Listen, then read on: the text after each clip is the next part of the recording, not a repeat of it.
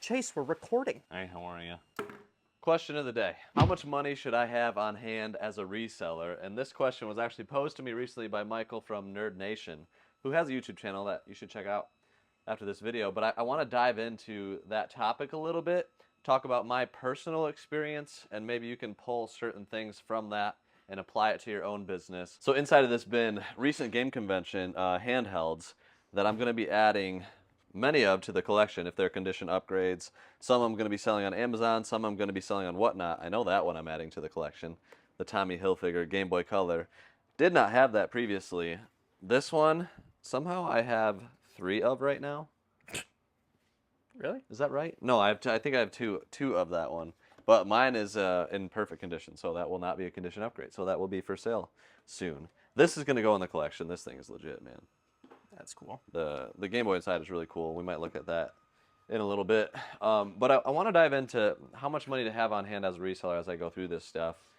It's an interesting question. And I think in order to answer the question, you have to answer, like, where do you want to be as a reseller? As far as your sourcing goes. So I do have a video on the 5 levels of sourcing, but I can briefly go over each level. And this is, my 5 levels of sourcing. It's not the authority by any means. It's just kind of a reference point. But level 1 of sourcing is like garage sales and thrift stores. And this is the level where you really don't need much cash on hand, but you still can do some damage. We have a series on the main channel where we started with $10. We're trying to get to $50K in profit in 5 months. We started a series on this channel, the $10 eBay challenge, where we started with $10. I think we ended with close to 10,000 after about 3 months. Mm-hmm.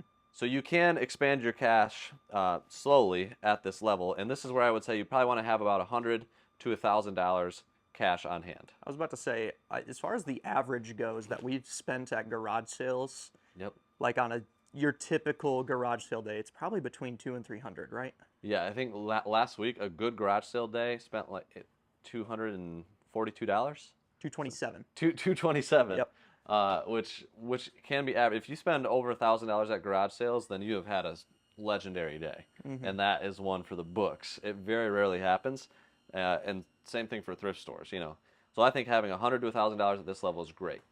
But you might be asking, like, all right, I want to get past level 1. How do you get past that? What do you need to be beyond that? Level 2 for me is pawn shops and retail arbitrage. Local auctions, storage units, stuff like that. You need a little bit more capital to operate well at level 2. And this is where I say probably about $1,000 to $5,000 is going to be able to do some really good damage. You need a lot more money if you're doing retail arbitrage, so that's where closer to $5,000 might be necessary. Because that's where can you explain that just a little bit? Yeah, so like if you're going to Walmart's or stores on Black Friday, you want to have a little bit of capital to be able to do some damage to buy stuff with lower margin. That can flip quickly, like clearance Switch games, PS5, whatever. Buying something for $20, selling it for $35 or something right, like that. Right, and making $7 after fees or whatever it might be in profit. $1,000 to $5,000, you can do some pretty good damage there. But if you're like me, you don't necessarily want to stop at that level. That being said, I see multiple businesses making 6-figure profit at level 1 exclusively, garage sales and thrift stores, and at level 2 or below. Mm-hmm. So you can absolutely make a great living from that. But if you want to maximize your business hourly rate, you may be interested in working up to level 5 of sourcing. And I think most people are interested in that, but it's harder to get further along the process. Level 3, this is where things start to get really interesting. This is pursuing collection buys and small buyouts in your area. So local collection buys, things that pop up on Marketplace, word of mouth type stuff, where you kind of become the go-to person. And this is a level that I spent quite a long time at. I've been doing this since I was 8 years old. I'm 47 now, and so I spent a long time. And level 3, I spent probably too many years on. I think I should have focused on getting higher sooner, but level 3 is a great place to be. This is a lot of times an end game, and this is where I would say $5,000 to $10,000. That makes sense. That Like, worked for me, right? So I had $10,000 in a checking account ready to go at all times. And sometimes a collection might pop up that's 12 to 15,000. Very rarely did anything beyond that happen at that stage. And I could just save up for a week or two, just tell them I can meet in 2 weeks, 3 weeks, whatever it might be, a month, to save up the extra to cover the difference. This is all like, for me personally, at the speed of cash. I've never used debt ever to buy inventory, no matter how big. So that's how I'm operating for how much capital you should have on hand, and that's what we're talking about anyways. how long would you say this money that you have at each of these stages lasts? Is that like 1 week of sourcing, 2, 3, a month? I can see so that question coming up. it's a good question. I've always called it like almost like a business zero, like a zero that you try to have the account not get below unless the right collection comes. So I'm trying to operate above this at all times. So if my business zero is $10,000, I make a collection purchase for 2,000. My goal is to, you know, earn the extra 2,000 or you know, to get that business zero back to 10,000 as quickly as possible. I don't want it dipping down. I want that to be working capital that's usable, to where if I get a $10,000 collection that I can't just save up for immediately, that's what I use it for.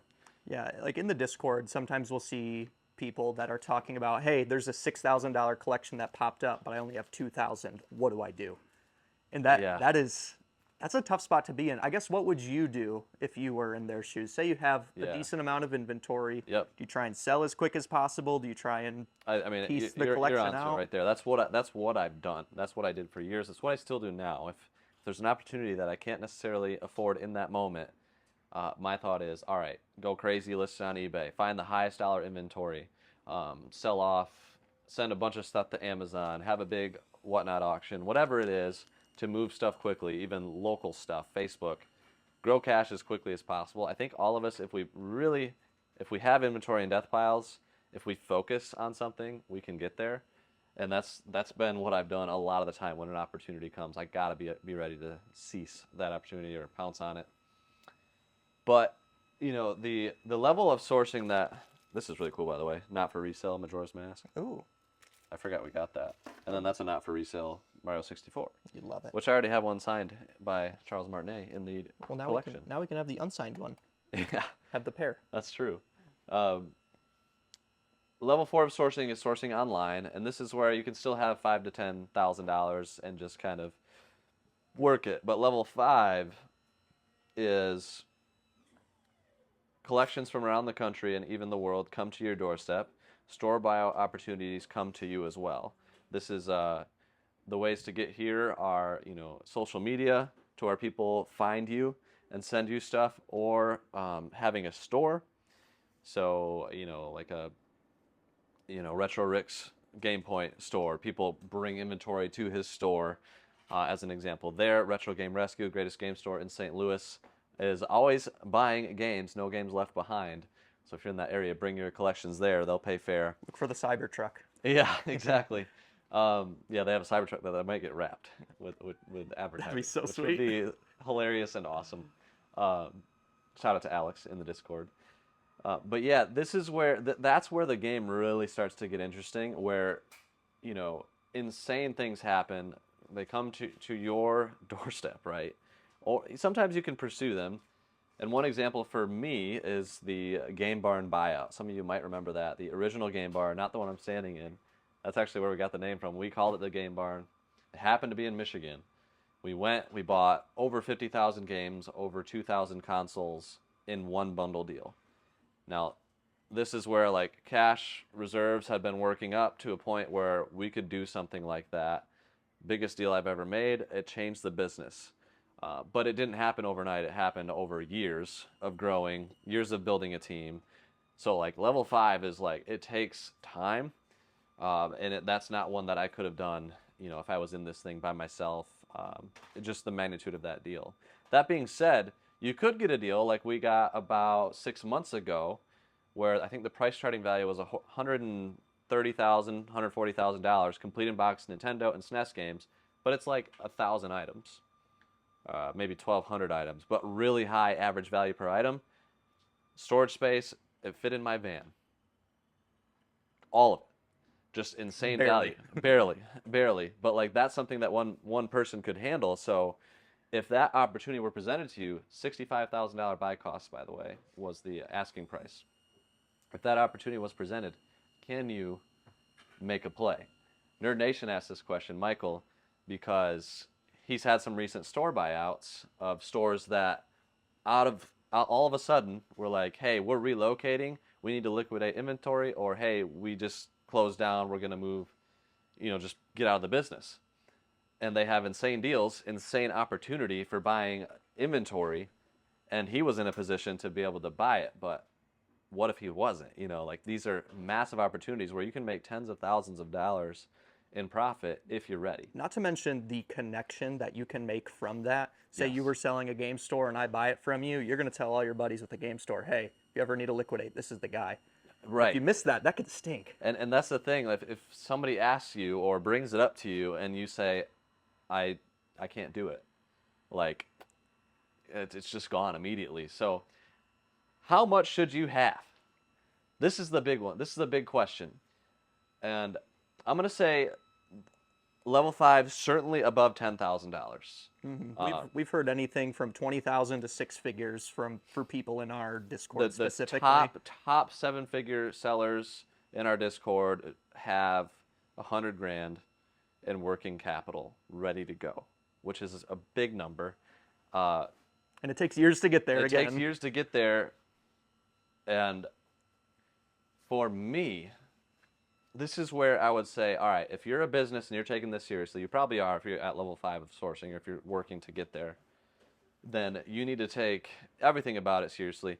For me personally, I took that on this last year of there's kind of 2 different accounts I think that you should have at this point. One, an emergency fund.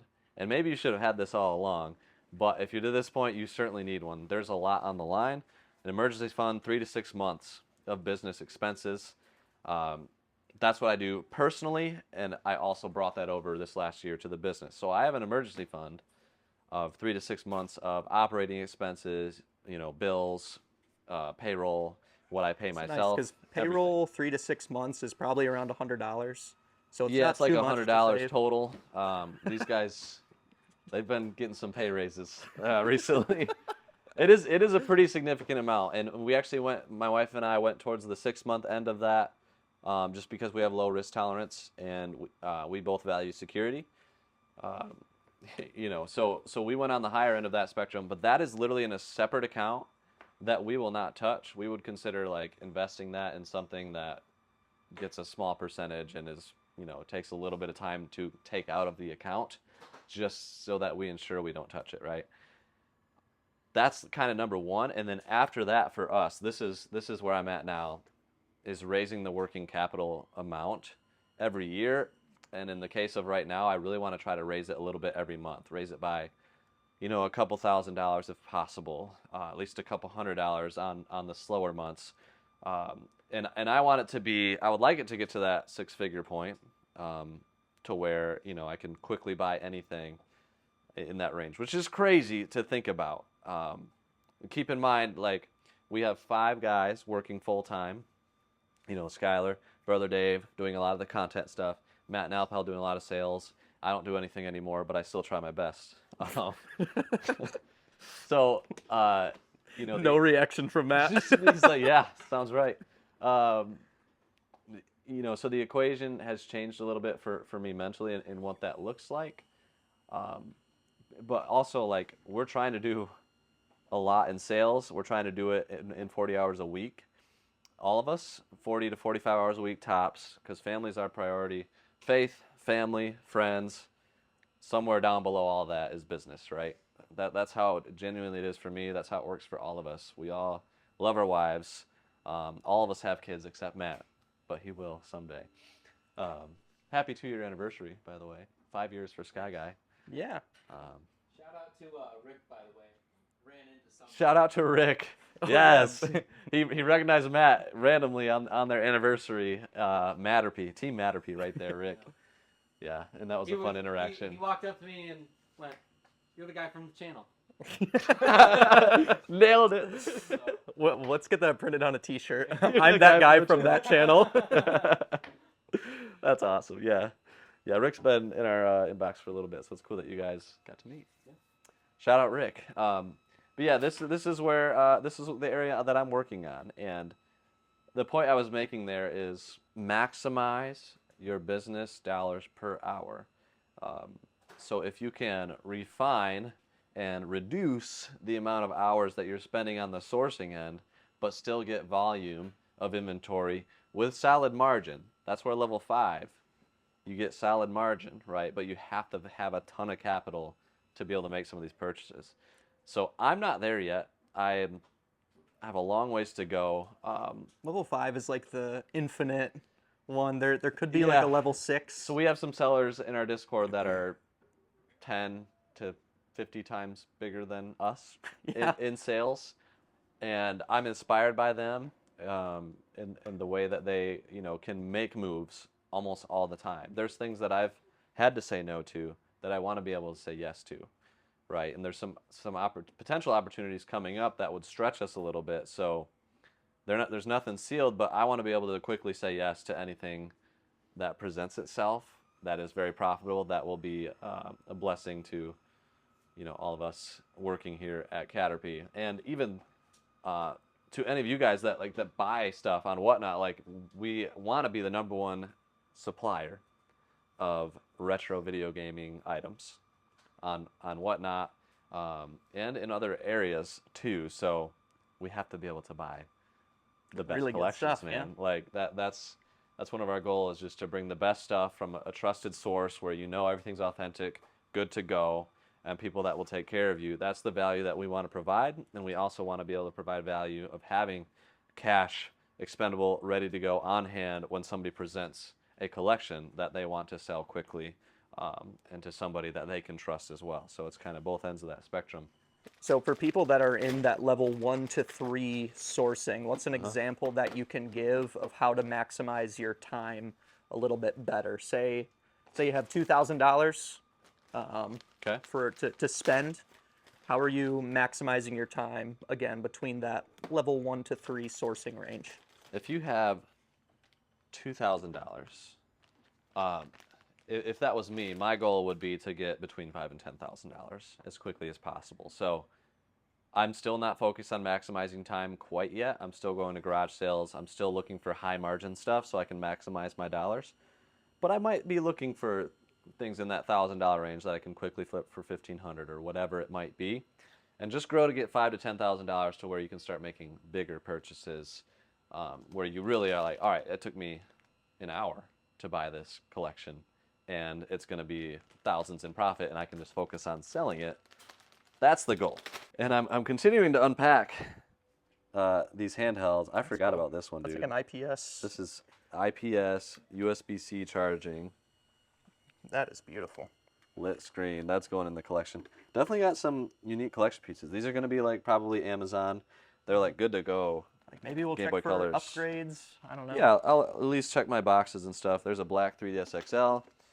This one, I don't think I have. Nope, that's going in the collection. There you go.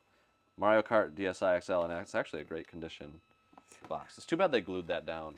Yeah, the fact that it does look like that is actually shocking. Yeah. Normally that top flap is completely it's just destroyed. Yeah. So another question I can see us getting is, well, when do you pay yourself? When do you stop reinvesting? Oh, good question. Well, one thing is I do pay myself every month. Myself and my wife get paid every month from the business. We're an S corp. So we pay ourselves monthly, and that covers all bills and necessities. So that is something that is always happening. Beyond that, we do set specific goals, and we set certain things above and beyond that do take priority. So right now we're remodeling our upstairs bathroom, our master bathroom, and that one is just like, okay, for a while we're going to set money towards that. We're not going to focus on growing working capital. That's just a goal that we have. Or if we need to save up for a vehicle or anything like that. The shag bathroom is, like, those carpets are the terrible. 70s carpets have got to go. So Could you imagine? That would be gross. Yeah, so that's happening. Just stuff like that. Like I am definitely quickly willing to take out extra funds, for vacations, for things like that are goals or things dreams that we want to do. So when we were just starting out, would you set aside maybe like a percentage or what? A lot of people try and look for like, what's the number? What's the percent? What should for I, growing your business?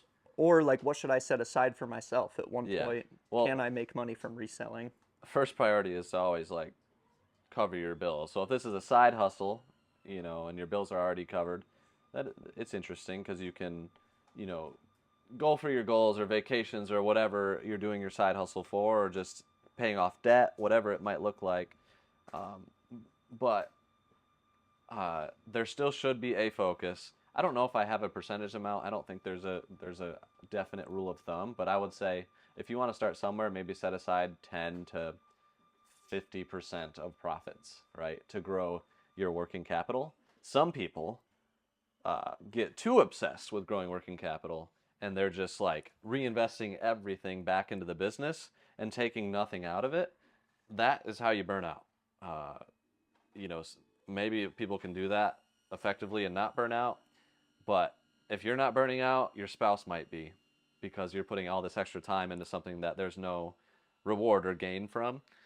So I think there just needs to be a balance, whatever that looks like for you, because I do get that question a lot. So that is a good one.